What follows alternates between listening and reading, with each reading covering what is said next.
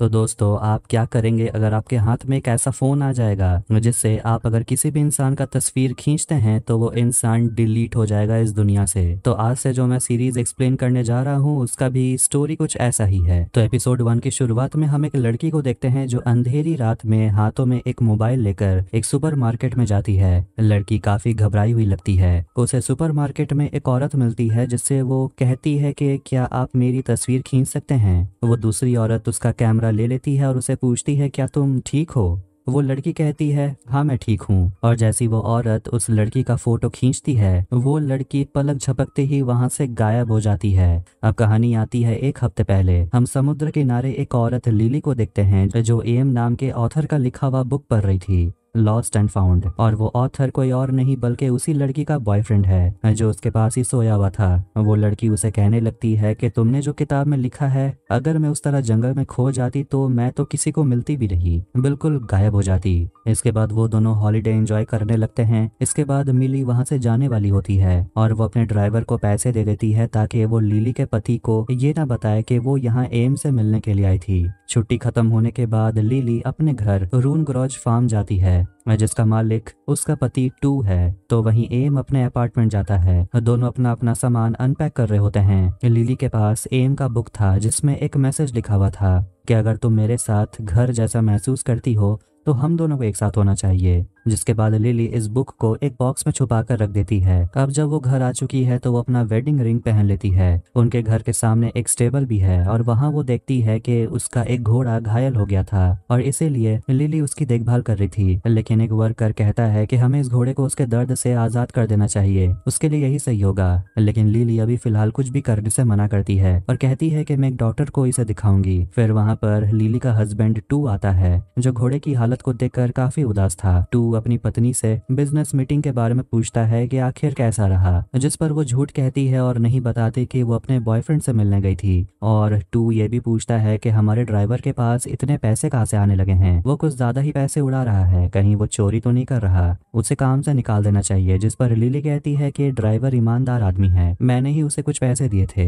जब टू पूछता है आखिर तुमने ऐसा क्यों किया तो वो कहने लगती है कि ड्राइवर तुम्हारी गाड़ी को साफ रखता है, इतना ख्याल रखता है, तो मैंने बस उसे पॉकेट मनी दिया था। लिली जैसे वहां से जा रही थी उस बीमार घोड़े को टू जान से मार डालता है। फिर वो अपनी पत्नी से कहता है कि यही सही था। ये सब देखकर लिली बहुत डर जाती है। तो वहीं एम अपने घर पर अपने नए बुक पर काम कर रहा था। तभी वहां पर उसकी गर्लफ्रेंड उसे मिलने के लिए आती है जिसका नाम ऑर्न है। अब वो वक्त से पहले ही घर आ गई थी। इस पर वो कहती है काम पूरा हो गया तो मैं आ गई। एम अपनी बीवी से फोटोशूट के बारे में बात कर रहा था जिस पर वो अपने काम के बारे में बात करने लगती है। लेकिन वो नोटिस करती है कि उसका हस्बैंड खुश नहीं है और वो उससे कहती है कि हमें कहीं बाहर जाना चाहिए। और वो एम के लिए एक बुक भी लाई है जिसे वो अपने साइड पर रख देता है। ये देखकर ऑर्न उसे पूछती है कि तुम्हें कुछ हुआ है क्या। एम पूछता है तुम क्यों पूछ रही हो, जिस पर वो सिर हिलाकर कहती है ऐसे ही। एम उसे कहता है कि तुम्हें जाकर नहा लेना चाहिए। नहाते वक्त और उनका पैर बाथरूम में रखे एक पेन के ऊपर आ जाता है जिससे उसका खून निकलने लगता है और ऐसा लगता है कि जैसे वो पेन किसी लड़की का था। इसीलिए ऑर्न चिंता में पड़ जाती है। अगले दिन हम ऑर्न को देखते हैं जो अपना सामान फिर से पैक कर रही थी और वो अपने बॉयफ्रेंड एम से कहती है कि मेरी दोस्त को मेरी जरूरत है, इसलिए मैं जा रही हूँ 3 दिनों के लिए।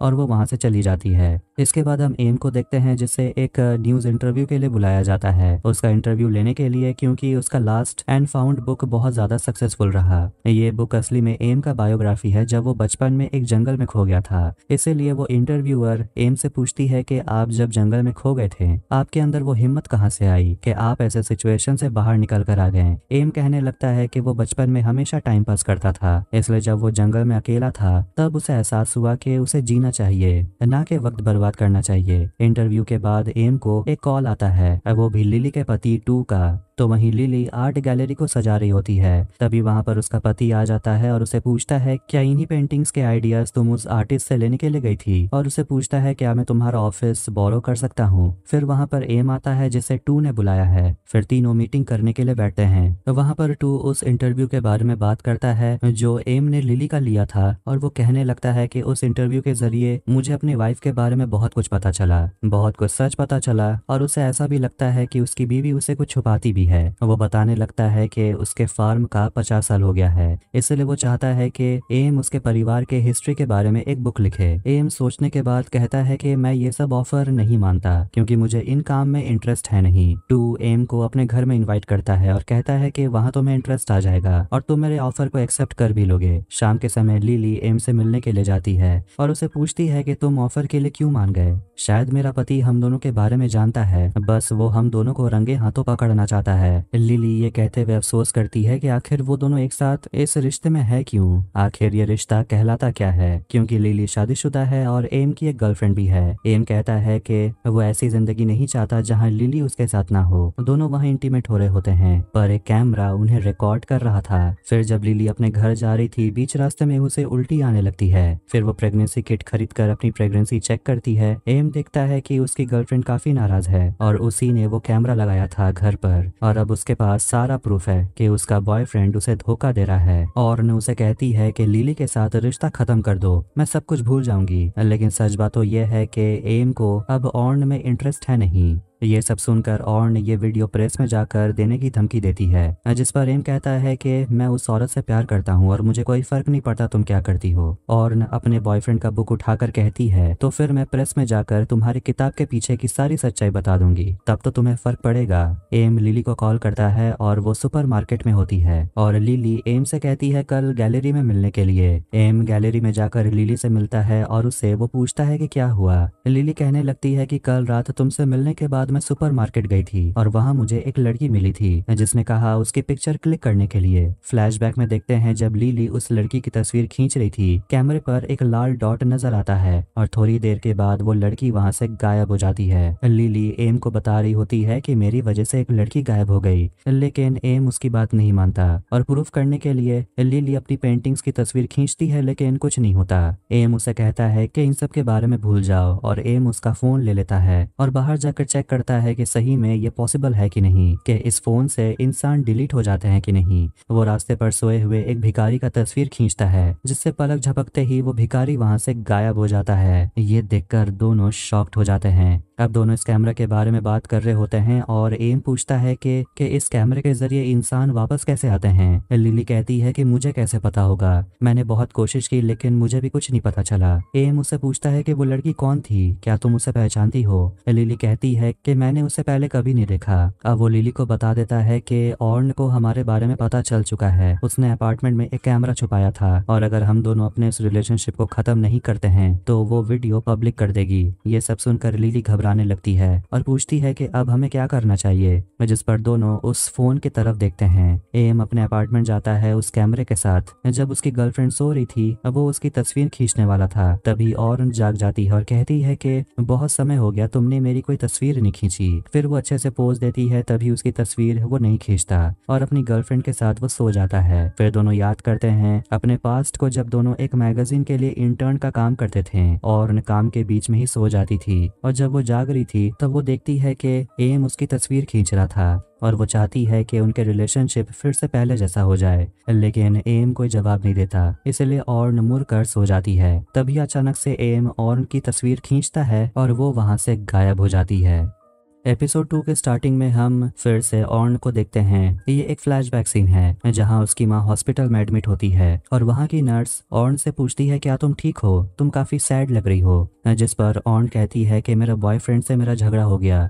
वो नर्स जिसका नाम निशा है वो उसे कहती है कि अगर तुम्हें मेरी जरूरत होगी तो मैं हमेशा तुम्हारी मदद के लिए तैयार रहूंगी। और अपनी माँ के साथ बैठकर काफी इमोशनल हो जाती है और कहती है कि मैं बस यही चाहती थी कि मैं, आप और एम एक साथ रहें। और रोने लगती है क्योंकि अब उसकी माँ भी उसे भूल गई है और उसका रिलेशनशिप एम के साथ सही नहीं चल रहा। फिर हम प्रेजेंट समय को देखते हैं जब फोटो खींचने के बाद ऑर्न गायब हो गई थी। एम तुरंत लिली को मैसेज करके कहता है कि उसने ऑर्न को डिलीट कर दिया है। ये सुनकर वो काफी खुश होती है। फिर वो प्रेगनेंसी किट यूज करती है और टेस्ट पॉजिटिव निकलता है, यानी कि वो प्रेग्नेंट है और वो किट तोड़कर टॉयलेट में फेंक देती है। फिर जब वो बाहर आती है तो टू उसे पूछता है कि टॉयलेट में इतनी देरी क्यों लग रही थी। फिर वो टॉयलेट में जाता है और गुस्सा हो जाता है क्योंकि टॉयलेट पूरा जाम हो चुका है। लिली घबराने लगती है कहीं उसका प्रेग्नेंट किट बाहर ना आ जाए, लेकिन शुक्र है ऐसा नहीं होता। टू के निकलने के बाद वो अंदर जाकर दोबारा से टॉयलेट को फ्लश कर देती है। इसके बाद लिली अपने गैलरी जा रही होती है तो वो देखती है कि उसका ड्राइवर बदल दिया गया है। शायद उसका हस्बैंड अब उस पर शक करने लगा है। लिली अपने गैलरी में होती है लेकिन उसका ड्राइवर उस पर हमेशा नजर रखे हुए है। लिली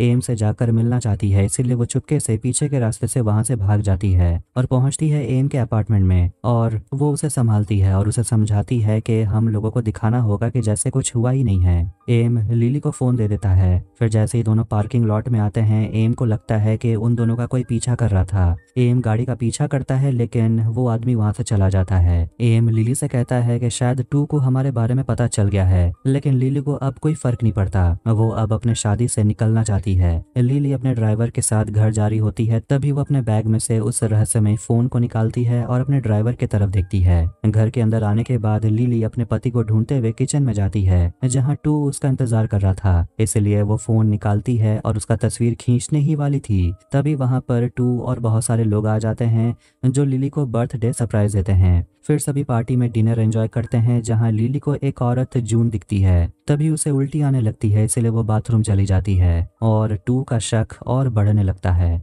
बाथरूम में लिली एम को मैसेज करने वाली थी कि आज वो किसी को डिलीट नहीं कर सकती, लेकिन वो मैसेज वो डिलीट कर देती है। बाथरूम से निकलने के बाद लिली को जून मिलती है जो लिली से काफी गुस्से में लगती है, इसीलिए लिली उससे माफी मांगती है क्योंकि वो चाहती है कि वो दोनों फिर से अच्छे दोस्त बन जाएं। और जून उसे बताती है कि हम सबको तुम्हारे अफेयर के बारे में पता है, तुम्हें छुपाने की जरूरत नहीं है, तुम्हारे पति को भी पता है और मैं तो यही सोच रही हूँ कि वो तुम्हारे लिए पार्टी ऑर्गेनाइज कर क्यों रहा है। उसे तो पहले ही तुम्हें घर से निकाल देना चाहिए था। फिर आखिर में सारे मेहमान घर से चले जाते हैं और टू लिली से कहता है उसके साथ चलने के लिए।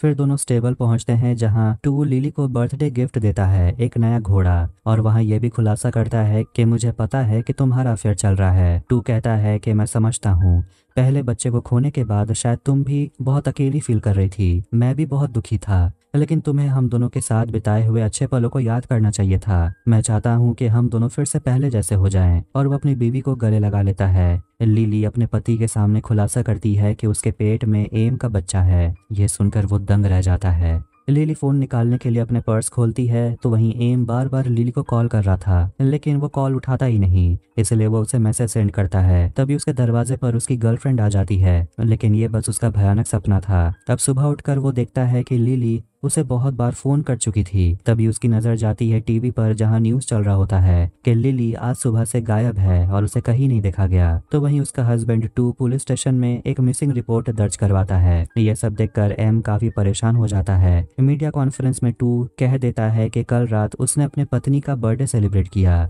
जब वो सुबह उठा तो उसकी पत्नी गायब थी और उसके नौकर ने बताया कि आधी रात को लिली कहीं बाहर जाने के लिए निकली थी और उसे नहीं पता कि लिली कहाँ गई होगी। एम भी वहां आकर टू के बातों को सुनने लगता है। पुलिस कहते हैं कि उन्हें लिली की कार मिल गई है और वो भी बिल्कुल सही हालत में है। गाड़ी के अंदर पैसे थे और गाड़ी के बाहर एक फोन मिला जो टूटा हुआ था, इसीलिए उस फोन के अंदर से डाटा नहीं मिल सकता। टू वहां पर एम को देख लेता है, जिसके बाद एम पहुंचता है उसी लोकेशन पर जहां पुलिस को लिली की गाड़ी मिली है और वहां उसे बात करने के लिए टू आता है। एम बहाना मारने लगता है कि मैं तो बस लिली को पहचानता हूँ, इसलिए मैं यहाँ आ गया केस में मदद करने के लिए। टू एम से कहता है कि तुम अगर मेरे घर रिसर्च करने के लिए आना चाहते हो तो आ सकते हो। और ऐसा लगता है जैसे लिली के गायब होने से टू को ज्यादा फर्क नहीं पड़ता और वो चाहता है कि एम उसके फैमिली हिस्ट्री पर काम करे। अगले दिन एम टू के घर पहुंच जाता है फैमिली हिस्ट्री पर काम करने के लिए। चार्ट नाम का नौकर एम से आकर कहता है कि आप इस कमरे में बैठिए, जब मिस्टर टू फ्री होंगे तो वो आपसे मिलने के लिए आ जाएंगे। फिर जब उसे कोई नहीं देख रहा होता तो एम बिना आवाज किए ऊपर टू और लिली के कमरे में चला जाता है और तभी इस टेबल से टू अपने घर पहुंच जाता है। एक कमरे में वो रहस्यमय फोन को खोजने की कोशिश कर रहा था, लेकिन उसे कहीं नहीं मिलता। एक आवाज सुनकर वो दूसरे कमरे में जाकर छुप जाता है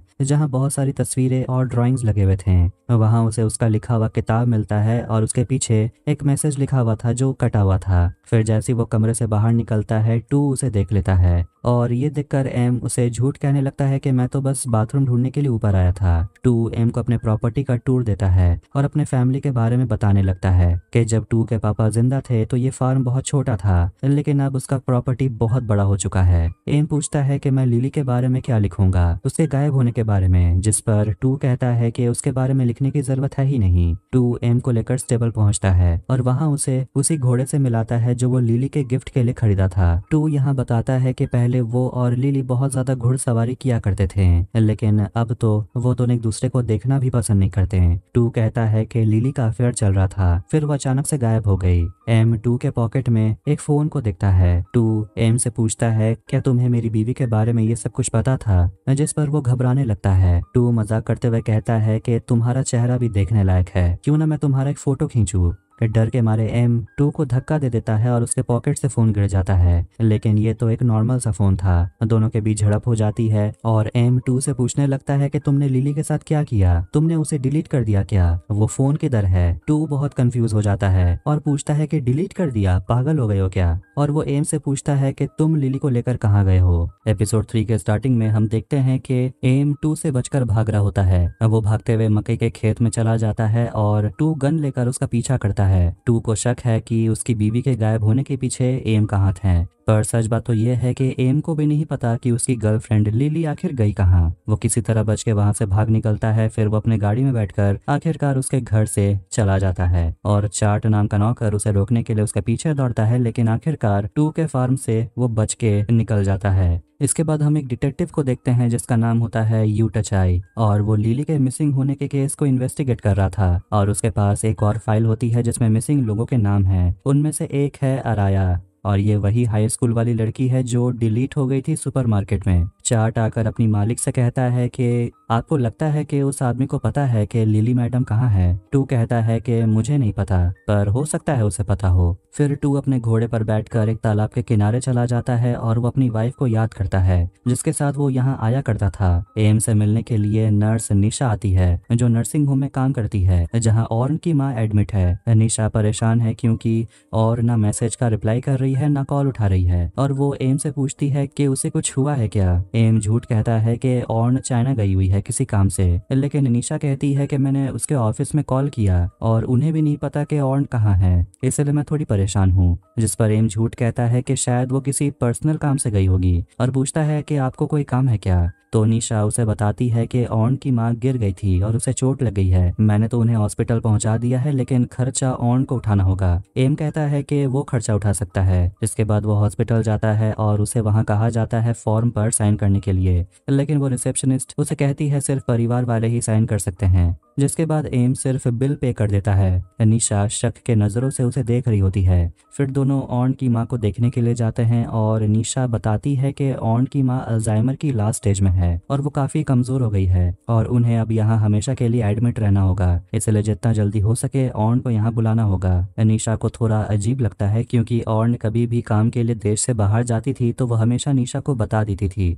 लेकिन इस बार उसने ऐसा नहीं किया, जो काफी अजीब है। एम अपने घर पर आता है और ऑर्न के फोन में मैसेज चेक करता है और देखता है कि उसके दोस्तों के मैसेज आए हुए हैं। निशा का भी मैसेज आया होता है और एम ऑर्न की तरफ से निशा को मैसेज कर देता है कि सिग्नल ना होने की वजह से मैं तुम्हें मैसेज नहीं कर पाई। मैसेज पाकर निशा तुरंत वीडियो कॉल करती है और ऑन तो वहाँ है नहीं, इसलिए एम डर के मारे कॉल कट कर देता है। निशा मैसेज करती है क्या तुम सच में ऑन हो, तुम जवाब क्यों नहीं दे रही। ये सब देखकर एम काफी घबराने लगता है और सोचता है कहीं सच बाहर ना जाए, इसलिए वो ऑन के सारे चीजों को पैक करके घर से बाहर फेंक देता है। और उसे एक इंटरव्यू में देखते हैं जहाँ उसका ध्यान कहीं और ही था। तभी एक पिक्चर लीक हो जाती है जिसमें एम और लिली एक दूसरे को किस कर रहे थे, जिसे देखकर वो काफी परेशान हो जाता है और ये ब्रेकिंग न्यूज बन जाती है जो टू भी सुन रहा था। फिर उसके घर में डिटेक्टिव पहुंच जाते हैं और टू को बताते हैं कि मैं आपकी वाइफ के मिसिंग केस को इन्वेस्टिगेट कर रहा हूं और हमें पूरा प्रेमिस को चेक करना होगा, मेरे पास वारंट है। डिटेक्टिव और पूरी फॉरेंसिक टीम घर के अंदर तलाशी ले रही होती है और डिटेक्टिव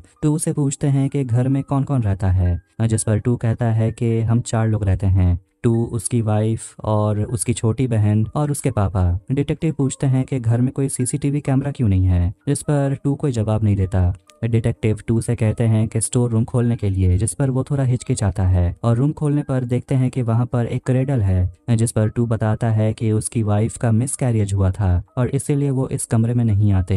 डिटेक्टिव सवाल करते हैं कि तुमने कभी अपनी बीवी को पीटा है, जिस पर 2 कहता है कभी भी नहीं। वहाँ पर एक फोटो होता है जिस पर 2 कहता है कि ये मेरी स्टेप सिस्टर है। डिटेक्टिव याद करते हैं कि बहुत साल पहले इसी फार्म में कोई डूबकर मर गया था। फिर वो सभी 2 के पापा के कमरे में जाते हैं और देखते हैं कि 2 के पापा वेंटिलेटर के सहारे जिंदा हैं। डिटेक्टिव छानबीन करने के लिए स्टेबल पहुंच जाते हैं और 2 उनसे कहता है कि आपको उस राइटर को ढूंढना चाहिए, उसी ने मेरी बीवी को गायब किया है। इसके बाद डिटेक्टिव और उसकी पूरी टीम पहुंच जाती है एम के अपार्टमेंट में, जहां एम बताने लगता है कि कैसे वो पहली बार लिली से मिला था और कहता है कि जब पहले वो गायब हुई थी तो उस रात वो अपने घर पर था। जिस पर डिटेक्टिव पूछते हैं क्या तुम अपने गर्लफ्रेंड के साथ थे, और अगर ऐसा है तो क्या वो तुम्हारे स्टोरी को कंफर्म कर सकती है, जिसके बाद हम तुम्हें अकेला छोड़ देंगे। ये सुनकर एम थोड़ा घबराने लगता है और कहता है कि वो ऐसा नहीं कर सकती क्योंकि अब हम दोनों अलग हो गए हैं। डिटेक्टिव जब अपने ऑफिस में होते हैं तो उसे मिलने के लिए नर्स निशा आती है।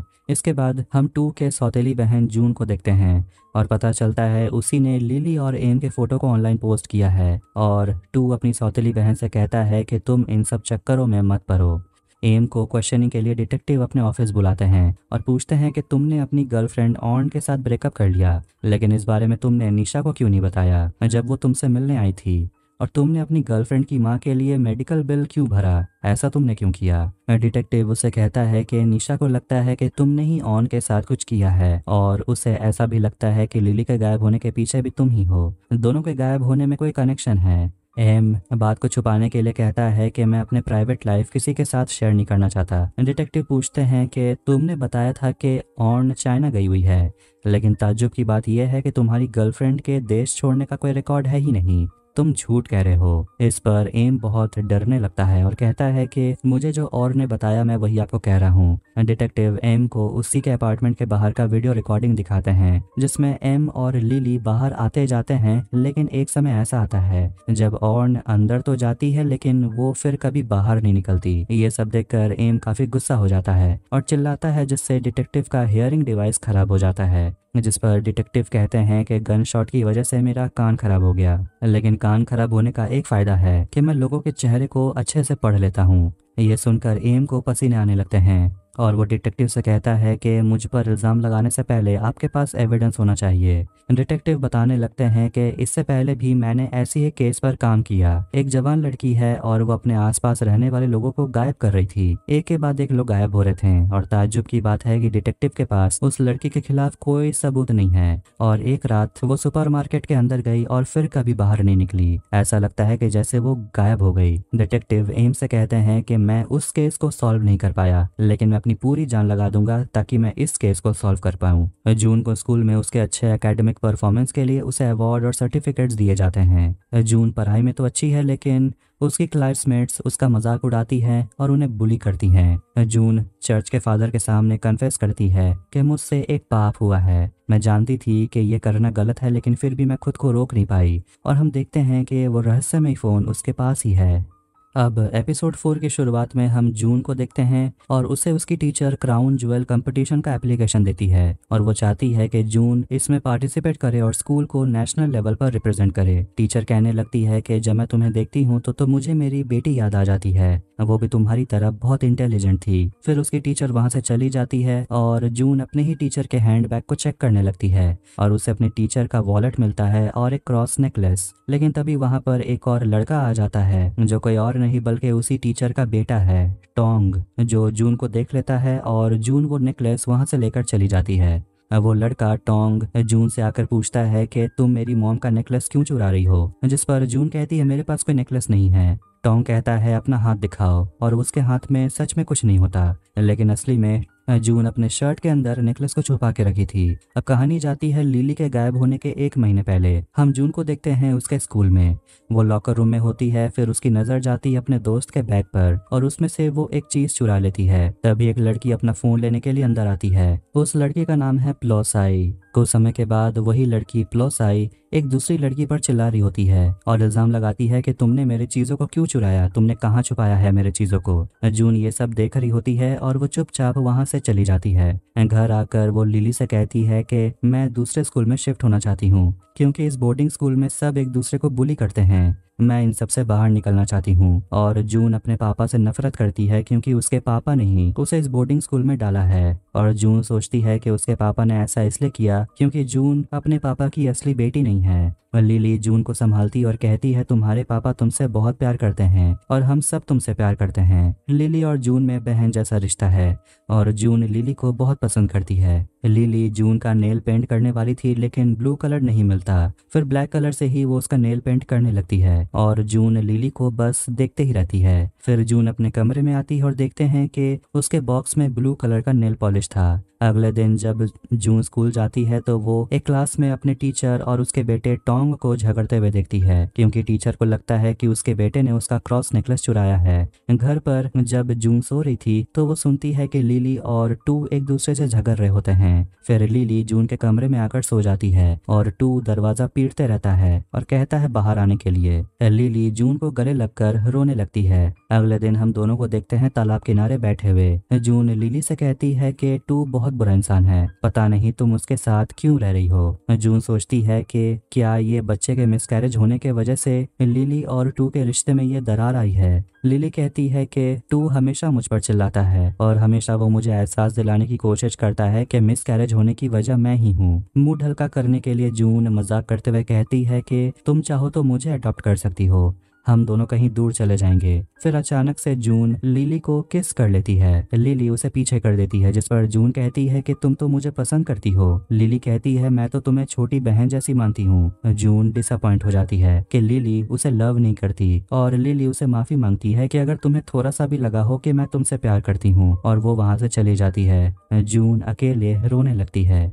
फिर एक दिन बोर्डिंग स्कूल में जब जून अकेली थी तो वो लिली को वॉइस मेल सेंड कर देती है और कहती है कि माँ के जाने के बाद सिर्फ तुम ही हो जो मेरे साथ अच्छे से बात करती हो, और अगर तुम मुझे छोटी बहन मानती हो तो छोटी बहन ही सही, बस मुझे छोड़कर जाना मत। उस रात को छुपकर वो अपने बोर्डिंग स्कूल से घर आ जाती है, लेकिन वो रास्ते में लिली को एम के साथ देख लेती है। दोनों गाड़ी में एक दूसरे को किस करते हैं और ये देखकर जून का दिल टूट जाता है। वो काफी गुस्से में आ जाती है और उनका फोटो क्लिक कर लेती है। इसके बाद वो घर आकर स्टेबल से लिली के घोड़े को खुला छोड़ देती है। फिर टू आकर अपनी बहन को डांट लगाता है कि तुमने ऐसा क्यों किया, तुमने घोड़े को बाहर क्यों आने दिया, उस घोड़े का पैर टूट गया। तब जाकर जून अपने भाई को लिली का तस्वीर दिखाती है और तब टू को अपनी बीवी के अफेयर के बारे में पता चल जाता है। फिर एपिसोड 1 वाले सीन को देखते हैं जब टू उस घोड़े को गोली मार देता है लिली के सामने। जून जाती है ब्लू नेल पॉलिश लिली को लौटाने के लिए और उस बॉक्स में उसे एम का लिखा हुआ बुक मिलता है जिसे लिली छुपा दी थी, और उस बुक के पीछे एम का लिखा हुआ मैसेज भी था जिसे पढ़कर जून के आंख में से आंसू गिरने लगते हैं और वो गुस्से में उस मैसेज को काट देती है। और इसीलिए वो लिली के बर्थडे में इतनी गुस्से में थी और उसे लिली के कमरे में रहस्यमयी फोन मिल जाता है और दोनों में झगड़ा होने लगता है जो हमने एपिसोड 2 में देखा था, जहाँ वो लिली को बता देती है कि सबको तुम्हारे अफेयर के बारे में पता चल चुका है। अपने कमरे में आने के बाद जून उस फोन को ऑन करके देखने लगती है और उससे खुद की तस्वीर खींचती है, लेकिन कुछ नहीं होता।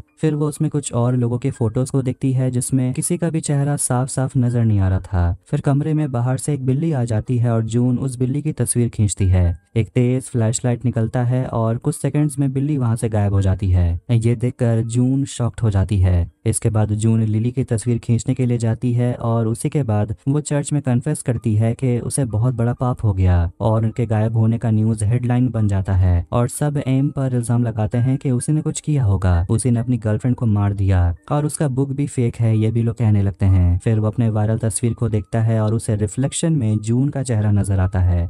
जून अपने स्कूल में भी उस फोन को लेकर जाती है और वो अपने टीचर को क्रॉस नेकलेस उसके बैग के पास रख देती है, लेकिन तभी टीचर का बेटा टोंग उस नेकलेस को फेंक देता है। जून उसे पूछती है तुमने ऐसा क्यों किया। टोंग बस अपनी मरी हुई बहन को भुलाना चाहता है और वहां से वो चला जाता है। एम जून से मिलने के लिए स्कूल पहुंच जाता है। डिटेक्टिव की नजर भी एम पर होती है। एम और जून मिलते हैं और एम उसे पूछता है कि तुमने वो फोटो ऑनलाइन पोस्ट किया, और वो उसे पूछता है कि लिली कहाँ है और उसे वो फोन का स्केच दिखाता है और कहता है फोन देने के लिए, लेकिन तभी वहाँ पर टोंग पहुंच जाता है और ये देखकर एम वहाँ से चला जाता है। क्लास होने के बाद जैसे ही जून अपने बिस्तर तक आती है वो देखती है कि उसका बिस्तर पूरा खराब किसी ने कर दिया है। अब वो लड़की प्लोसाई जो अपना सामान पहले ढूंढ रही थी, उसे अपना परफ्यूम जून के लॉकर में मिल जाता है और बाकी स्टूडेंट्स के भी खोए हुए सामान जून के लॉकर में मिलते हैं। जून भागकर बाथरूम में छिप जाती है, लेकिन वो लड़की प्लोसाई आकर उसे बाहर निकलने को कहती है और दोनों में लड़ाई हो जाती है। सभी लड़कियां जून को पकड़ लेती हैं और वो मिलकर जून को बुली करती हैं और उन्हें जून के पॉकेट से वो रहस्यमय फोन मिल जाता है। प्लोसाई जून का तस्वीर खींचने वाली होती है, लेकिन जून उसे कहती है प्लीज ऐसा मत करना। दूसरी लड़कियां भी कहती है फोटो मत खींचना, वरना अगर ये फोटो बाहर आ गया तो हम लोग फंस जाएंगे। जिस पर प्लोसाई रुक जाती है और जून को वो बाथरूम में बंद करके चले जाते हैं। फिर अगले दिन एक साफ सफाई करने वाला आदमी बाथरूम में आता है, तब जाकर जून बाहर निकलती है। गुस्से में जून प्लोसाई के पास जाती है और कहती है फोन देने के लिए, और वो लड़की फोन को पानी भरे हुए बाल्टी में फेंक देती है। जून उस फोन को उठाकर प्लोसाई की तस्वीर खींचती है, जिससे तेज फ्लैशलाइट निकलता है और वो शैतान लड़की प्लोसाई वहां से गायब हो जाती है। लेकिन ये सब होते हुए टोंग देख लेता है।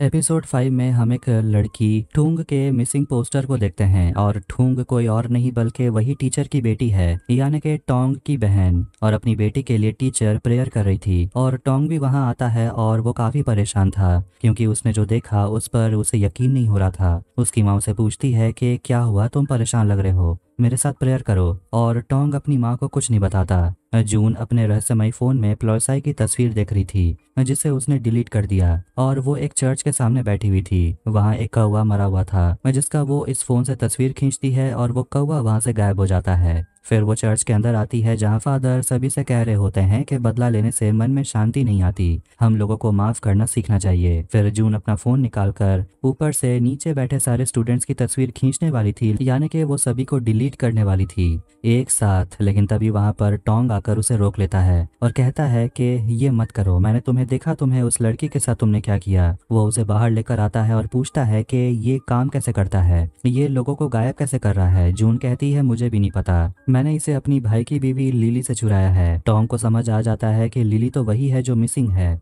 वो उसे पूछता है क्या तुम लोगों को वापस ला सकती हो, जिस पर जून कहती है नहीं। टोंग उसे समझाता है कि इसका मतलब तुम लोगों को मार रही हो। तो वो टोंग से कहती है तुमने देखा उस लड़की ने मेरे साथ क्या किया, वो मुझे हमेशा तंग करती थी, तुम मेरे जगह होते तो क्या करते। जून के चेहरे पर और गले पर वो टॉर्चर के निशान को देखता है और वो उसे माफी मांगता है। टोंग उसे फोन ले लेता है और कहता है फिक्र करने की जरूरत नहीं है, मैं किसी को कुछ नहीं बताऊंगा। शाम को टू अपने पापा से बात कर रहा था और उसके पापा पूछते हैं कि पुलिस को कुछ मिला क्या, जिस पर टू कहता है कुछ नहीं मिला। वो अपने बेटे को समझाते हैं कि इस फार्म को खड़ा करने के लिए मैंने क्या कुछ नहीं किया, तुम्हारी बीवी के गायब होने की वजह से मैं अपने फार्म को बर्बाद होने नहीं दूंगा। उस रात को टू को एक भयानक सपना आता है जिसमें वो अपने दर्दनाक अतीत को याद करता है और वो बहुत डर जाता है, जिसमें उसकी माँ अपनी जान ले लेती है और उसके पापा उसे कबर्ड में बंद कर देते हैं। वो एक आवाज सुनकर उठता है और एक कमरे में जाकर देखता है कि सब कुछ बिखरा पड़ा है। तभी वहां पर एक मास्क पहना हुआ आदमी आता है जो उसके ऊपर हमला करता है और वो उसे पूछता है फोन कहाँ है। उसके बाद दोनों में लड़ाई होने लगती है और वो आदमी टू को सीढ़ी से नीचे गिरा देता है, जिससे वो बेहोश हो जाता है। कुछ समय के बाद नौकर चार्ट आकर टू को उठाता है, लेकिन लड़ाई के दौरान टू ने उस आदमी से उसका लॉकेट चुरा लिया था जिसमें अराया लिखा हुआ था। और वो ऑनलाइन जाकर उस नाम को सर्च करता है और उसे उस नाम की लड़की थाईलैंड में कौन है वो देखने लगता है और उसे एक लड़की का प्रोफाइल मिलता है जिसके आखिरी पोस्ट में गुड बाय लिखा हुआ था और एक पोस्ट था जिसमें लिखा हुआ था कि सबको हक है डिसाइड करने का कि अगर इस दुनिया में वो रहना चाहते हैं या गायब हो जाना चाहते हैं। एक फोटो में वो लड़की अपने दोस्त को टैग की हुई होती है जिसमें वो देखता है कि उस लड़की के पास वैसा ही लॉकेट था जैसा अभी टू के पास है। टू उस लड़की को मैसेज करता है क्या ये तुम्हारा नेकलेस है, लेकिन पता चलता है कि वो लड़की कई दिनों से ऑफलाइन है। फिर वो टैग की हुई लड़की उसके प्रोफाइल को टू चेक करता है और उसे मैसेज करता है कि क्या ये नेकलेस तुम्हारे फ्रेंड का है। वो लड़की पूछती है कि ये तुम्हें कहाँ से मिला। टू उस लड़की के ड्रेस पर हॉस्पिटल का नाम देखता है और वो लिख देता है कि मुझे इसी हॉस्पिटल में मिला और मैं इस नेकलेस को लौटाना चाहता हूँ। तो वो दूसरी लड़की लिखती है कि मैं इसी हॉस्पिटल में हूँ। अगले दिन स्कूल में जून के क्लास में एक टीचर आती है डिटेक्टिव के साथ और वो स्टूडेंट्स को बताती है कि स्कूल में प्लोसाई मिसिंग है और डिटेक्टिव आए हैं सारे स्टूडेंट्स को इंट्रोगेट करने के लिए, पूछने के लिए कि क्या वो जानते हैं कि प्लोसाई कहाँ है। फिर डिटेक्टिव वहां से चले जाते हैं और ये सब सुनने के बाद जून थोड़ी सी घबराने लगती है। एम अपने घर पर ऑनलाइन टू के फार्म के बारे में सर्च कर रहा था और हिस्ट्री के बारे में पढ़ रहा था और उसमें वो लिली और जून की एक तस्वीर को देखता है। फिर वो लिली के मिसिंग होने के आर्टिकल्स को पढ़ रहा था, तभी उसे पता चलता है कि एक स्कूल में एक लड़की अचानक गायब हो गई है। लड़की कोई और नहीं बल्कि प्लॉस आई थी और एक फोटो में क्लास के स्टूडेंट्स में वो जून को भी देख लेता है और उसे लगने लगता है कि शायद दोनों के गायब होने के पीछे जून है। चर्च में गायब हुई लड़की प्लॉसाई के लिए प्रेयर रखवाया जाता है। जून को मैसेज आता है कि मुझे पता है कि तुमने उस लड़की के साथ क्या किया। ये देखकर वो घबराने लगती है और उसे पूछती है कि तुम कौन हो, तुम क्या चाहते हो। फिर उसे मैसेज आता है कि अगर तुम चाहती हो किसी को पता ना चले तो मुझे वो फोन लौटा दो। जून टॉम को कॉल करके बता देती है कि किसी को फोन के बारे में पता चल गया है और उसी ने मुझे मैसेज भेजा। उसे पता है कि प्लॉसाई के साथ क्या हुआ और वो कहती है फोन मुझे लौटा दो। फिर जून जाती है उस आदमी से मिलने के लिए जो उसे मैसेज कर रहा था। वो जून से कहता है मुझे फोन लौटा दो। वो झूठ कहती है मेरे पास फोन नहीं है। वो आदमी बंदूक निकाल लेता है। जून कहते रहती है सच में मेरे पास फोन नहीं है और गुस्से में वो आदमी उसे धक्का देकर गिरा देता है। एम स्कूल पहुंच जाता है जून से मिलने के लिए। आदमी गन लेकर जून को डराने की कोशिश करता है ताकि वो सच बताए। तभी वहां टोंग आ जाता है फोन लेकर और कहता है जून को छोड़ देने के लिए, वरना वो उसकी तस्वीर खींच लेगा। तभी उन लोगों में झड़प हो जाती है और किसी तरह दोनों वहां से भाग जाते हैं। अब उस आदमी के पास फोन है जो दोनों की तस्वीर खींचकर दोनों को डिलीट करने की कोशिश करता है और एक फ्लैशलाइट बाहर से एम देख लेता है तो वहीं तीनों में फोन लेने को लेकर झगड़ा होने लगता है और सीढ़ी से नीचे गिरने की वजह से टोंग का पैर टूट जाता है और जैसे ही जून उसे बचाने के लिए नीचे जाती है वो आदमी जून का तस्वीर खींच लेता है जिससे कुछ ही सेकंड में वो वहां से गायब हो जाती है। टोंग किसी तरह रेंगते हुए नीचे आता है और उसे एम मिलता है और पूछता है क्या तुम ठीक हो। वो जाकर ऊपर चेक करता है और उसे पूछता है कि हुआ क्या था। टोंग बताने लगता है कि किसी ने उस पर हमला किया, उस आदमी ने जून को डिलीट कर दिया है। दोनों बाहर आते हैं और देखते हैं कि वो लड़की जो गायब हुई थी प्लॉसाई वो वापस लौट आई है। ये देखकर सारे स्टूडेंट दंग रह जाते हैं और दोनों भी शॉक्ड हो जाते हैं कि आखिर ये कैसे हुआ और वो समझ जाते हैं कि वो इंसान जिसे डिलीट किया गया है वो वापस आ सकते हैं अगर उस इंसान को डिलीट कर दिया जाए जिसने फोटो खींचा था। यानी कि जून ने प्लॉसाई को डिलीट किया और अब जब जून डिलीट हो गई है तो इस वजह से प्लॉसाई वापस आ गई है। टोंग अब हॉस्पिटल में एडमिट होता है और दोनों बात कर रहे होते हैं कि जून ने लिली को डिलीट नहीं किया और अब उन्हें उस हमलावर को ढूंढना होगा अगर वो जून को वापस लाना चाहते हैं। तो टू जाता है उसी लड़की से मिलने के लिए जिससे उसकी ऑनलाइन बात हुई थी जो हॉस्पिटल में एडमिट है। उसका नाम है नेट, वो एक कैंसर पेशेंट है और टू उसे नेकलेस लौटा देता है और वो उसे सच बताता है कि कोई मेरे घर में आ धमका था और उसी से मुझे ये नेकलेस मिला और इसीलिए मैं तुम्हारी दोस्त को ढूंढ रहा हूँ। तुम्हें पता है कि वो कहाँ है। नेट कहती है कि बहुत समय से मैं उसे मिली नहीं हूँ, मुझे नहीं पता वो कहाँ है। टू उस लड़की से पूछता है कि वो हमलावर फोन ढूंढ रहा था, क्या तुम्हें पता है कि वो किस फोन की बात कर रहा है। नेट घबराते हुए कहती है कि मुझे नहीं पता और वो काफी डरी हुई थी। टू समझ जाता है लेकिन नेट इस बारे में बात नहीं करना चाहती। टू उससे मदद की भीख मांगता है और कहता है कि मेरी बीवी मिसिंग है और अगर मैं उस लड़की से मिलता हूँ तो पता चल जाएगा कि मेरी बीवी कहाँ गई है। नेट बताने लगती है कि इस सब के पीछे मेरी दोस्त के पापा का हाथ है। टू पूछता है कि उसके पापा कौन है, जिस पर नेट उसे फोटो दिखाती है। हॉस्पिटल में टोंग एम को बता रहा होता है कि लड़ाई के दौरान मुझे याद है कि उस हमलावर का हियरिंग डिवाइस गिर गया था। ये सुनते ही एम को समझ आ जाता है कि वो हमलावर कोई और नहीं बल्कि खुद डिटेक्टिव था जिसके पास वो रहस्यमय फोन है। एम सब कुछ समझ आता है कि वो लड़की डिटेक्टिव की बेटी थी और वही सबको गायब कर रही थी और उसी ने खुद को फर्स्ट एपिसोड में डिलीट कर लिया। सब जानने के बाद वो हॉस्पिटल से बाहर निकलता है और उसे एक अननोन नंबर से कॉल आता है और फोन में कोई और नहीं बल्कि उसकी बीवी लिली थी जो घबराते हुए मदद मांगती है और कहती है कि मुझे किडनैप कर लिया गया था। एपिसोड 6 में अब हमें आखिरकार पता चलेगा कि लिली के साथ क्या हुआ था। जन्मदिन वाली रात वो अपने पति के साथ सो रही थी, फिर वो आधी रात में अपने गाड़ी से कहीं चली जाती है। एम को वो कॉल करती है लेकिन एम कॉल नहीं उठा रहा था। वो अपने हैंडबैग में चेक करती है और देखती है कि वो मिस्टीरियस फोन तो है ही नहीं जो उस समय जून ने चुरा लिया था। तब एक पुलिस की गाड़ी उसे रोकती है और ये कोई और नहीं बल्कि डिटेक्टिव था। वो लिली को हिट करता है और उसके सामान को वो चेक करने लगता है और उसके बाद वो लिली को किडनैप कर लेता है। लिली को एक कमरे में होश आता है और उसे बेड़ियों से बांध के रखा गया था। तभी उस कमरे में डिटेक्टिव और उसकी पत्नी आती हैं और डिटेक्टिव उसे पूछता है कि वो फोन जिसमें लोगों को डिलीट करने का पावर है वो कहाँ है। लिली कहती है मुझे नहीं पता, आप क्या पूछ रहे हो। डिटेक्टिव बंदूक निकाल लेता है, लेकिन लिली कहते रहती है कि वो फोन मेरे पास अब नहीं है, किसी ने चुरा लिया। डिटेक्टिव उसे एक मौका देता है सच बताने के लिए, लेकिन लिली कहते रहती है कि मेरे पास फोन नहीं है और वो बहुत रो रही थी, गिड़गिड़ा रही थी और डिटेक्टिव उसके पैर में गोली मार देता है। लेकिन तभी उसकी पत्नी उसे रोकती है और कहती है कि उस लड़की के पास फोन नहीं है, अब रुक भी जाओ। वो उसे बाहर कर देती है और डिटेक्टिव की पत्नी उसके पैरों पे कपड़ा बांधती है और वो औरत लिली से पूछती है कि जिस लड़की को तुमने डिलीट किया तुम्हें पता है वो कौन है। उस लड़की का नाम क्लेयर था, वो हमारी बेटी है। अब कुछ दिन गुजर जाते हैं और न्यूज में एम और लिली के किस करने की तस्वीर वायरल हो जाती है, जिसे लिली देख रही थी। फिर चैनल पर उसका पति टू आता है और वो कहने लगता है कि अगर पुलिस से कुछ नहीं होगा तो वो अपनी जान लगा देगा अपनी बीवी को वापस घर लाने के लिए, और वो अपनी पत्नी से वादा करता है कि मैं तुम्हें ढूंढ निकालूंगा। लिली किसी तरह बिस्तर से नीचे उतरती है, खुद को छुड़ाने की कोशिश करती है, लेकिन कुछ काम नहीं आ रहा था। फिर वो किसी तरह अपने बेड को खींचकर खिड़की के करीब लाती है। तभी वहां डिटेक्टिव की पत्नी आ जाती है पानी लेकर। वो नीचे से रिमोट उठाती है और देखती है कि फ्लोर का कागज फटा हुआ है, यानी कि लिली भागने की कोशिश कर रही थी और वो औरत खिड़की के बाहर चिल्ला चिल्ला कर उसे दिखाती है कि मदद मांगने का कोई फायदा नहीं क्योंकि आसपास कोई है ही नहीं। तो अगर लिली खिड़की के करीब चल भी जाती है तो वो कुछ नहीं कर पाएगी। लिली के हाथ में कट आ गया है और वो औरत उसे फर्स्ट एड देती है और लिली उसे कहती है कि मैं तुम्हारी बेटी को डिलीट नहीं करना चाहती थी, उसने बस मुझसे कहा फोटो खींचने के लिए और मुझे यहाँ बंद करके क्लेयर वापस तो नहीं आ जाएगी। उसकी माँ कहती है कि जब तुम हमारे पास हो तो क्लेयर भी जरूर वापस आएगी। वो औरत बताती है कि जब हमें फोन मिल जाएगा तो हम तुम्हें डिलीट कर देंगे और हमारी बेटी वापस आ जाएगी। फिर हम जाते हैं फ्लैशबैक में, जब हम देखते हैं कि क्लेयर की माँ हॉस्पिटल में नर्स का काम करती थी और स्कूल से आने के बाद क्लेयर हॉस्पिटल में ही अपनी माँ का इंतजार करती थी ताकि दोनों एक साथ घर जा सकें, और वो वहाँ पेशेंट के साथ बातें किया करती थी। एक पेशेंट के साथ वो काफी करीब थी और एक दिन वो पेशेंट गायब हो जाती है। ताज्जुब की बात यह है कि पेशेंट पैरालाइज थी और वो चल भी नहीं सकती थी, तो वो गायब हुई कैसे। तभी एक के बाद एक पेशेंट गायब होने लगते हैं और उन पेशेंट्स को आखिरी बार क्लेयर ने देखा था। उसकी माँ कहती है कि क्लेयर ये सब कैसे कर रही थी नहीं पता, लेकिन आखिर में उसकी माँ को पता चल गया कि क्लेयर ये सब कैसे कर रही थी। इसके बाद हम क्लेयर को देखते हैं जो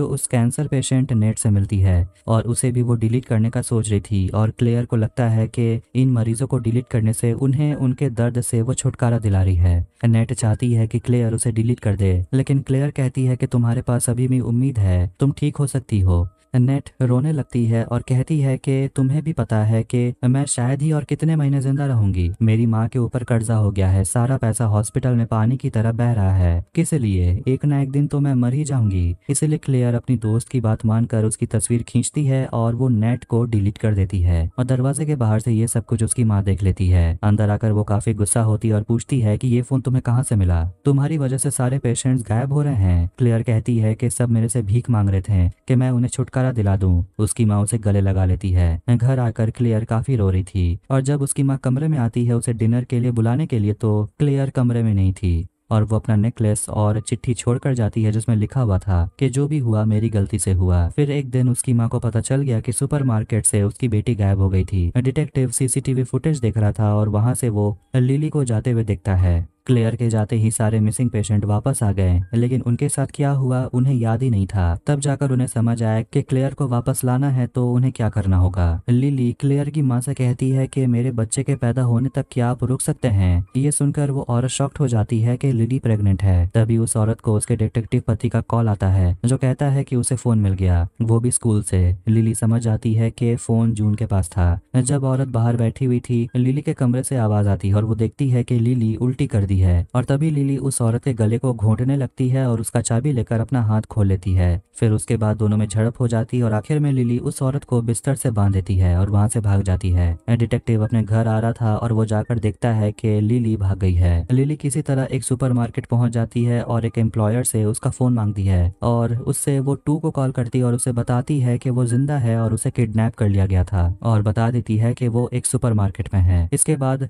वो असिस्टेंट उसे कमरे में ले जाता है ताकि ताकि वो वहाँ आराम कर सके। इसके बाद वो असिस्टेंट पुलिस को कॉल कर देता है और बता देता है कि वो मिसिंग औरत मिल गई है। लेकिन टू के पहुंचने से पहले डिटेक्टिव सुपरमार्केट पहुंच जाता है और असिस्टेंट डिटेक्टिव को लेकर कमरे में जाता है जहां उसने लिली को रखा था, लेकिन डिटेक्टिव पहले उस असिस्टेंट को डिलीट कर देता है और उस कमरे में लिली नहीं थी। सीसीटीवी कैमरा में देखता है कि लिली भागकर स्टोर रूम में छिप गई है। डिटेक्टिव सारे सीसीटीवी फुटेज को बर्बाद कर देता है। तभी सुपरमार्केट में टू पहुंच जाता है।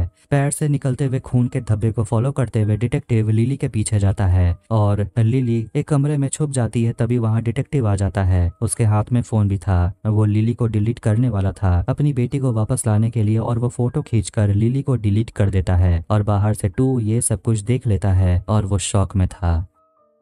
अब एपिसोड 7 में जैसे ही लिली डिलीट हो जाती है वैसे ही क्लेयर इस दुनिया में वापस आ जाती है। टू डिटेक्टिव को पकड़ने के लिए जाता है, लेकिन डिटेक्टिव उसका तस्वीर खींचकर उसे डिलीट करने की कोशिश करता है, लेकिन आखिर में वो टू को एक कमरे में बंद कर देता है। तो वहीं सुपरमार्केट में डिटेक्टिव देखता है कि उसकी बेटी वापस आ गई है। दूसरी तरफ से टू बाहर निकल आता है। क्लेयर पूछ रही होती है कि मैं यहाँ कैसे आ गई। उसके पापा उसे लेकर वहां से निकलते हैं और टू उनके पीछे जाता है, लेकिन वो दोनों वहां से निकल चुके थे। इसलिए टू अपने गाड़ी में बैठकर उनका पीछा करने लगता है। रास्ते में बहुत अंधेरा था, लेकिन फिर भी वो गाड़ी का स्पीड बढ़ाता है। दूसरी तरफ डिटेक्टिव का गाड़ी था और क्लेयर पूछ रही होती है कि वो आदमी हमारा पीछा क्यों कर रहा है। एम तुरंत डिटेक्टिव के घर के लिए निकलता है। तो वहीं डिटेक्टिव अपनी बेटी को लेकर घर आता है और उसकी माँ भी क्लेयर को देखकर बहुत खुश होती है और उसे बताती है कि तुम्हारे पापा ने उस औरत को डिलीट कर दिया जिसने तुम्हें डिलीट किया था और तुम वापस आ गई। क्लेयर कहती है मैं चाहती थी कि वो मुझे डिलीट करे, मैं यहाँ और नहीं रहना चाहती। ये सुनकर दोनों हक्के बक्के रह जाते हैं कि आखिर ये लड़की क्या बोल रही है। डिटेक्टिव काफी गुस्सा हो जाते हैं और वो अपनी बेटी को थप्पड़ लगाते हैं और कहते हैं कि तुम्हें पता भी है कि यहाँ हम कितने परेशान हो रहे थे,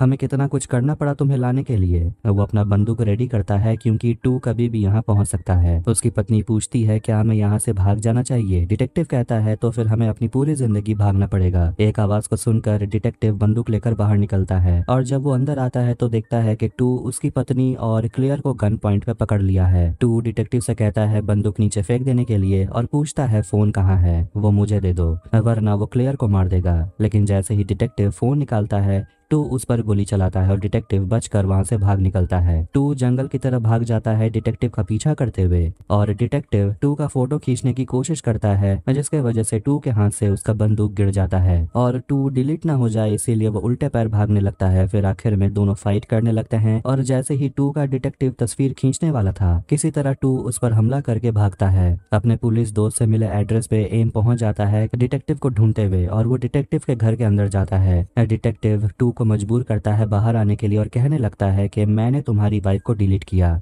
दम है तो बाहर आओ। वो आकर डिटेक्टिव से लड़ने लगता है और डिटेक्टिव को बहुत मारता है। डिटेक्टिव उसे कहता है कि तुम्हें क्या लगता है मैं इन सब चक्करों में पड़ना चाहता था, तुम्हारी बीवी ने मेरी डॉटर को डिलीट किया और मैं बस अपनी बेटी को बचाना चाहता था। डिटेक्टिव लड़ाई में बहुत घायल हो गया है और वो टू से कहता है कि मुझे डिलीट कर दो, लेकिन मेरी बीवी और बच्चे को नुकसान मत पहुंचाना, मुझे डिलीट करके ये सारा तमाशा यहीं खत्म करो। टू जैसे ही फोन को देख रहा होता है कि उसे ऑन कैसे करते हैं, पीछे से डिटेक्टिव बड़ा पत्थर उठा लेता है टू पर हमला करने के लिए, लेकिन वक्त पर एम डिटेक्टिव को नीचे गिरा देता है। फिर आखिर में टू डिटेक्टिव का तस्वीर खींचकर उसे डिलीट कर देता है। वो एम को भी डिलीट करने का सोचता है लेकिन नहीं करता। वो एक दूसरे से पूछते हैं कि उन्हें कैसे पता चला कि ये सबके पीछे डिटेक्टिव इन्वॉल्व था। टू बताता है लिली ने मुझे कॉल किया और लिली ने ही डिटेक्टिव की बेटी को डिलीट किया था और तब से डिटेक्टिव फोन को ढूंढ रहा था ताकि वो लिली को डिलीट कर सके और अपनी बेटी को वापस ला सके। एम तुरंत पहुंचता है लिली को पिक करने के लिए और वो उसे बता देता है कि टू ने डिटेक्टिव को डिलीट कर दिया। एम लिली से पूछता है कि तुमने उस दिन टू को डिलीट क्यों नहीं किया। फिर हम उस दिन को देखते हैं जब स्टेबल में लिली अपने पति को बता देती है कि एम के बच्चे के साथ वो प्रेग्नेंट है। टू उसे कहता है मुझे पता है तुम प्रेग्नेंट हो और बाप वो नहीं है, लेकिन इससे टू को फर्क नहीं पड़ता और पूछता है कि तुमने एम को इस बारे में नहीं बताया और तुम उसे मत बताना। टू इस बच्चे को अपना बच्चा मानकर पालेगा और वो दोनों साथ रहेंगे। लिली खुश हो जाती है और टू को गले लगा लेती है और अब प्रेजेंट में लिली एम को बताती है कि वो प्रेग्नेंट है और वो बच्चा टू का है और वो टू को एक और चांस देना चाहती है। वो उसे ये भी नहीं बताती कि ये बच्चा सच में एम का है और वो झूठ कहने लगती है कि मैंने टेस्ट करवाया और मुझे पता चला कि ये बच्चा टू का है। ये सब सुनने के बाद एम का दिल टूट जाता है और इसके बदले में लिली उससे सिर्फ सॉरी कहती है। एम लिली को समझाने की कोशिश करता है कि तुम गलत कर रही हो, तुम अभी ठीक से सोच नहीं पा रही, पर लिली कहती है कि मैं सोच चुकी हूँ कि मुझे क्या करना है। टू डिटेक्टिव के घर जाता है और डिटेक्टिव की पत्नी और उसकी बेटी कबर्ड में छुपे हुए थे। जैसे ही टू अलमारी खोलता है, दोनों मिलकर उसके ऊपर हमला करते हैं और टू क्लेयर की माँ को डिलीट कर देता है और ये देखकर क्लेयर वहां से भाग जाती है। लिली को लेने के लिए टू पहुंच जाता है और लिली को अब एम और टू में से किसी एक को चुनना होगा, लेकिन वो अपना फैसला कर चुकी है और वो अपने पति टू के पास चली जाती है, जिसे देखकर एम रोने लगता है। अब आखिरी एपिसोड यानी एपिसोड 8 में हम उस समय को देखते हैं जब एम अपनी गर्लफ्रेंड ऑर्न के साथ खुश था। फिर एक दिन एम जाता है इंटरव्यू के लिए और वो लिली का इंटरव्यू लेता है और वो उसके आर्ट क्यूरेटर होने के बारे में उसे सवाल करता है, जिस पर वो बताने लगती है कि मैं बस चाहती हूँ कि जो टैलेंटेड आर्टिस्ट है वो मेरी गैलरी में आकर एग्जीबिशन रखें और मैं उन्हें प्रमोट करूँ। वो एम से कहती है कि अगर आपको और अच्छे सवाल पूछने हैं तो आपको एक दिन एग्जीबिशन में जरूर आना चाहिए। फिर वो उसे आर्ट दिखाने के लिए ले जाती है और उसे ड्राइंग्स के बारे में बताने लगती है। लिली बताने लगती है कि एक समय उसका लाइफ ऐसा था जब वो बहुत अकेली थी और उसी से इंस्पायर होकर वो अब लोगों को अपने गैलरी में एग्जीबिशन रखने के लिए देती है, ताकि आर्टिस्ट भी अपने फीलिंग्स को बिना डर के ड्राइंग्स में पोर्ट्रे कर सके। उसकी बातें सुनकर एम बस लिली को देखते ही रहता है, जैसे कि वो लिली की बातों में खो जाता है। अब कहानी आती है प्रेजेंट में। एम अपने घर पर होता है। ब्रेकअप के बाद उसका बुरा हाल था, वो देवदास बन चुका है और वो टीवी पर लिली के गायब होने की खबर सुन रहा था। बताया जा रहा है कि वो मिल गई है, लेकिन पुलिस को डिटेक्टिव उनके घर पर नहीं मिले और लिली मीडिया में आकर कह देती है कि अब उसका एम के साथ कोई अफेयर नहीं है, सब कुछ खत्म हो चुका है। ये सुनकर एम बहुत गुस्सा हो जाता है।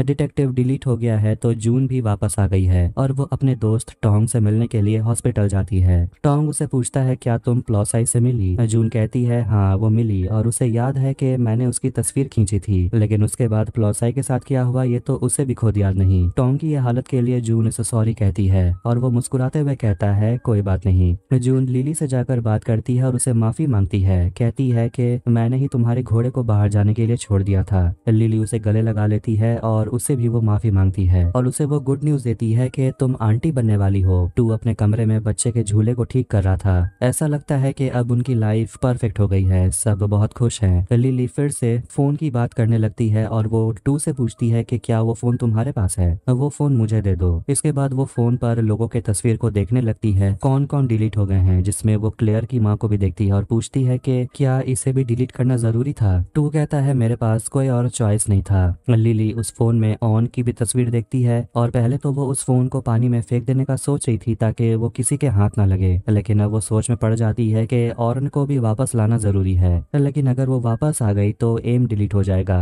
जून टोंग के घर जाती है और उसे पूछती है कि तुम्हारी माँ कहाँ है? वो कहता है वो चर्च गई है। जून उसे कहती है कि किसी ने मेरा दिल तोड़ा है। टोंग पूछता है किसने? जून कहती है लिली ने, जिस पर टोंग शॉक हो जाता है। अब अपने दोस्त को अपने सेक्सुअलिटी के बारे में बताने के बाद जून काफी हल्का महसूस करती है। टोंग पूछता है कि तुमने मुझे क्यों बताया? जून कहती है क्योंकि मैं तुम पर भरोसा करती हूँ। टोंग उसे कहता है कि मैं तुम्हारी फीलिंग्स को समझ सकता हूँ। जून उसे पूछती है कैसे? क्या तुमने भी कभी किसी से प्यार किया? तुम्हारा भी दिल टूटा है क्या? जिसके बाद टोंग जून की तरफ देखता है तो वहीं दूसरी तरफ लिली एम के घर जाती है, जो अब देवदास की तरह दारू पीने में बिजी रहता है। लिली उसे कहती है कि मुझे पता है एक तरीका जिससे तुम ऑन के साथ रह सकते हो। अब वो अपने साथ फोन भी लाई है और कहती है कि मैं तुम्हें डिलीट कर दूंगी और ऑर्न वापस आ जाएगी। ऑर्न वापस आ जाएगी तो वो मुझे डिलीट कर देगी और तुम दोनों एक साथ खुशी खुशी रह सकते हो। एम गुस्से में पूछता है क्या लोगों को डिलीट करना गेम है क्या? अब वो उसे पूछता है कि मैंने तुम्हारे लिए अपनी गर्लफ्रेंड को डिलीट कर दिया, लेकिन तुमसे वो भी नहीं हुआ। वो लिली से कहता है वापस आ जाने के लिए ताकि दोनों एक साथ रह सकें पहले की तरह, लेकिन लिली के लिए अब ऐसा करना इम्पॉसिबल है। इसीलिए एम लिली को घर से बाहर निकाल देता है। फिर वो अपने घर के सामने तालाब में लिली उस फोन को फेंक देती है। एम अपने घर पर ऑन का दिया हुआ किताब पढ़ता है और उसमें एक फोटो था जिसके पीछे ऑन की तरफ से एक मैसेज लिखा हुआ था, जिसमें वो ऑन को प्रपोज कर रही थी उसे शादी करने के लिए, और उसमें एक रिंग भी था। अगले दिन वो जाता है ऑन की माँ से मिलने के लिए, जो हॉस्पिटल में एडमिट थी और उसे अल्जाइमर की बीमारी है। उसकी माँ उम्मीद कर रही थी कि उसकी बेटी वापस आ जाएगी उसे मिलने के लिए। ये सुनकर एम रोने लगता है और कहता है कि आपकी बेटी जरूर वापस आएगी। फिर वो वापस अपने घर आता है और सोशल मीडिया पर अपना कन्फेशन लिखने लगता लगता है। लिखता है कि इस पोस्ट से उसका करियर खत्म हो जाएगा और कहता है कि झूठ के सहारे मैं अपनी जिंदगी नहीं जी सकता। वो लिखता है कि मैंने जो अपनी किताब में लिखा लॉस्ट एंड फाउंड में, वो सब कुछ झूठ था। लिली ये पोस्ट पढ़ रही थी और एम लिखता है कि मैं बहुत बुरा इंसान हूँ और मैंने जो भी किया उसके लिए मुझे सजा तो मिलनी चाहिए। एम टू को कॉल करता है और उसे पूछता है क्या तुम्हारे पास फोन है। उससे बात करने के बाद टू तालाब से फोन को निकाल लेता है। पोस्ट करने के बाद लिली एम से मिलने के लिए जाती है। एम टू के घर पहुंच जाता है तो लिली एम के अपार्टमेंट चली जाती है और वहां उसे ना देखकर उसे मैसेज करती है कि तुम कहाँ हो। और उस पोस्ट का मतलब क्या था? एम अपना फोन पानी में फेंक देता है और वो टू से कहता है मुझे डिलीट कर दो। टू एम को डिलीट कर देता है और जैसे वो डिलीट होता है लिली जो एम के अपार्टमेंट में थी उस अपार्टमेंट में और वापस आ जाती है। ये देखकर लिली समझ जाती है कि एम को डिलीट कर दिया गया है। ऑन पूछने लगती है कि एम कहाँ है। ऑन को कुछ समझ नहीं आ रहा था कि आखिर चल क्या रहा है और उस कमरे में भी उसने कैमरा लगाया हुआ था और उसे वो देखने का सोचती है और उसे पता चल जाता है कि उसके बॉयफ्रेंड ने उसे डिलीट कर दिया था एक फोन की मदद से। ये सब कुछ देखकर वो रोने लगती है। इसके बाद वो जाती है अपनी माँ से मिलने के लिए और उन्हें गले लगकर रोने लगती है। जून इंस्टाग्राम पर अपने और लिली के तस्वीर को देखती है और सारे पोस्ट वो डिलीट करने लगती है। घबराते हुए लिली अपने घर आती है और टू को ढूंढने लगती है। वो स्टेबल में जाती और वहाँ एक जगह बहुत सारे मक्खियाँ भिन भिना रहे थे। ये देखते हुए उसे पता चलता है कि वहाँ एक बंकर है। वो नीचे चली जाती है। जून फोटो डिलीट कर रही थी और उसे एक फोटो मिलता है जिसमें वो टॉम की बहन को देखती है अपने भाई टू के साथ। बेसमेंट के अंदर लिली को कुछ बॉक्स मिलते हैं जिससे बहुत जोर की बदबू आ रही थी। लिली उस बॉक्स को खोलती है जिसे देखकर वो बहुत डर जाती है। टू अपने पापा से कहता है कि आपको उन औरतों के बारे में चिंता करने की जरूरत नहीं है, मैं सब कुछ संभाल लूंगा। लिली जैसे ही ऊपर आ रही थी तभी वहां पर टू आ जाता है और वो नीचे जाता है बंकर में और सारे बॉक्सेस को खोलने लगता है। लेकिन एक बॉक्स खुला हुआ था, मतलब कि कोई तो नीचे है और उस बॉक्स के अंदर होती है लड़कियों की सड़ी हुई डेड बॉडीज और उसमें से एक टॉम की बहन ठूंग भी थी। इंस्टाग्राम पर वो फोटो देखकर जून बहुत ज्यादा घबराने लगती है तो वहीं लिली भी बेसमेंट में छुपी हुई थी और वो देखती है कि उसका पति सारे डेड बॉडीज की तस्वीर खींचकर सारे डेड बॉडीज को डिलीट कर देता है। जून उस फोटो को टॉम को भेजने वाली थी लेकिन नहीं भेजती। लिली ये सब कुछ देखकर बहुत ज्यादा घबराने लगती है, वो बहुत डर जाती है और उसकी आवाज टू सुन लेता है और उसके वो करीब आने लगता है और इसी के साथ ये सीरीज यहीं खत्म हो जाती है। तो आखिर एम को ठुकराकर लिली ने अपने पति को चुना। लिली के लिए एम ने अपनी गर्लफ्रेंड तक को डिलीट कर दिया, लेकिन लिली ने चुना अपने पति को, उस इंसान को जिसके बेसमेंट में कई सारी लड़कियों की डेड बॉडीज थी। क्या लिली का डिसीजन सही था? ऑब्वियसली नहीं। और अब लिली के साथ क्या होगा ये तो पता चलेगा सीजन 2 में। फिलहाल के लिए सीजन 1 यहीं खत्म होती है। वीडियो आपको अगर अच्छा लगा तो वीडियो को लाइक करें, चैनल को सब्सक्राइब करें। मिलते हैं नेक्स्ट वीडियो में। Take care.